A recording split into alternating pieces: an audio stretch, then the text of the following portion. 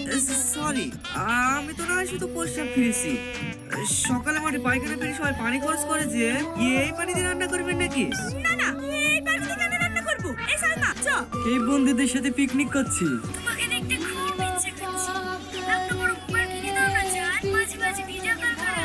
আচ্ছা ঠিক আছে দেবো। আজ তো বন্ধুদের সাথে পিকনিক করছি, কালকে তোমাকে বাজারে লেগে কিনে দেবো। সত্যি? হ্যাঁ সত্যি। এই না হলে তুমি আমার চান, রাখলাম হ্যাঁ।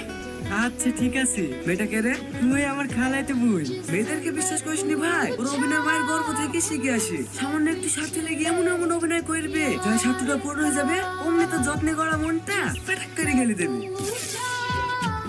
এই আজিজ, সাপ সাপ সাপ, ওই সাপ, ওই দা না, একটা ছেলে দুটো আসছে, দেখতে পাচ্ছি না নাকি?